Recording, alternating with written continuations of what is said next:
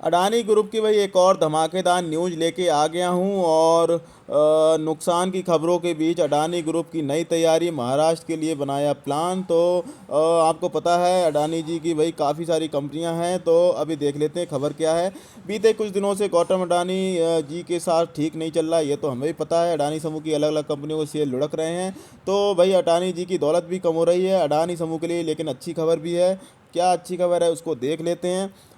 ये भाई खबर है, दरअसल पोर्ट और एयरपोर्ट बिजनेस के बाद से अडानी अब सीमेंट कारोबार हाथ में लगाने जा रहा है। ये खबर भी भाई पुरानी हो चुकी है, ये भी ज़्यादा पता चल रखी है। लेकिन इसके अलावा क्या चीज़ है वो देख लेते हैं हम।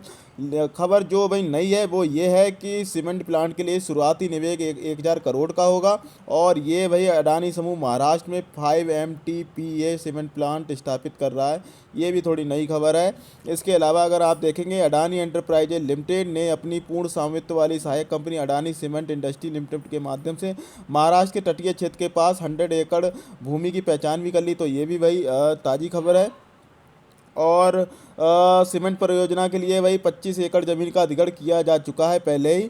और इसकी जो क्षमता होगी 5 मिलियन टन पर ईयर होगी। और इससे भाई 900 से 1,000 करोड़ रुपए होगा इसका निवेश जो इसमें होगा।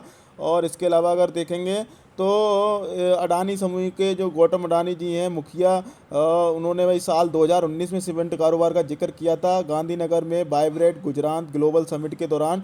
55,000 करोड़ रुपए की निवेश योजनाओं की घोषणा की थी। अडानी ने लखपत में 1 million ton copper smelting and refining project, एक सीमेंट और क्लिंकर निर्माण इकाई स्थापित करने का संकेत दिया था। प्रस्तावित लखपत सीमेंट प्लांट कुछ समय से ठप पड़ा हुआ है, तो ये भी भाई खुली जाएगा। इसके अलावा अगर बात कर लेते हैं क्या भाई हुआ है, इसी बीच अडानी इंटरप्राइजेज के शेयर में करीब 9% की जबरदस्त तेजी देखने को मिली। हाँ, शुक्रवार को भागा था अडानी पोर्ट भी, अडानी इंटरप्राइजेज भी। तो इस खबर की वजह से हो सकता है भागा हो, और अब हो सकता है नॉर्मली कामकाज होने लगे अडानी के सारे शेयरों में। अडानी पावर में भी काफ़ी अच्छी न्यूज आई है, तो वो भी हो सकता है मंडे को भागने लगे। और इसके अलावा अगर देखेंगे तो ये भाई मॉरिशस के निवेशकों पर बोले अडानी ग्रुप के सीईओ, हमारे पास उनकी जानकारी, अथॉरिटी चाहे तो जांच करा ले। और एक तरीके का माहौल बनाया गया था अडानी के शेयरों को लुढ़काने के लिए।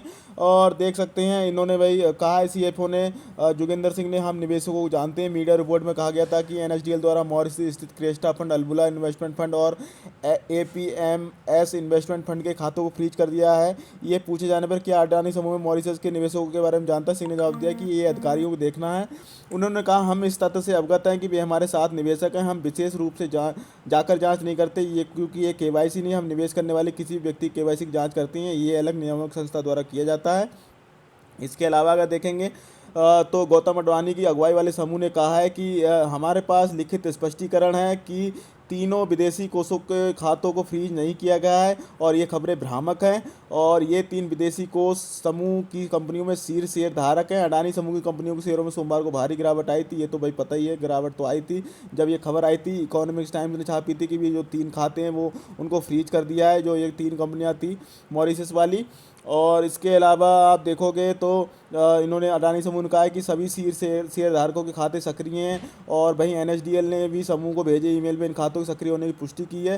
तो एनएसडीएल ने भी भाई पुष्टि की कि भाई एक्टिव है, कोई फ्रीज नहीं किया। बीएसई ने मंगलवार को परिपत्र जारी किया जिसमें अडानी समूह के बारे में एनएसडीएल का स्पष्टीकरण था। इसमें कहा गया था पिछले ईमेल में जिन डीमैट खातों को स्थिति का जिक्र भी एनएसडी प्रणाली में सक्रिय स्थिति में है, एक्टिव है, मतलब कोई फ्रीज नहीं है। तो ये भाई पूरी खबर बता दी है आपको, और क्लैरिफिकेशन वो भी बता दिया है। तो ऐसी कोई खबर ही नहीं थी, और ये सब खबरें फैलाई गई थी। पहले वो सुचेता दलाल का ट्वीट, फिर उसके बाद इकोनॉमिक टाइम्स की खबर, उसके बाद एक से एक खबरें आती रहीं इसी तरीके से। फिर ट्विटर पे एक तरीके से अडानी के अगेंस्ट में एक तरीके से प्रोपेगेंडास होने लगे, काफ़ी पुरानी पुरानी खबरों को उठा के लाने लगे, और ऐसा माहौल तैयार किया कि शायद अब अडानी अब कभी उभर ही नहीं पाएंगे, यहाँ से बिल्कुल ही नीचे चले जाएंगे। और अब सूनर और लेटर सब कुछ ठंडा हो ही जाएगा, और इस वीकेंड के बाद हो लगता है कि नॉर्मली कामकाज होने लगेगा अडानी ग्रुप के शेयर्स में। तो वीडियो को लाइक कर देना, चैनल को सब्सक्राइब कर देना। जय हिंद दोस्तों।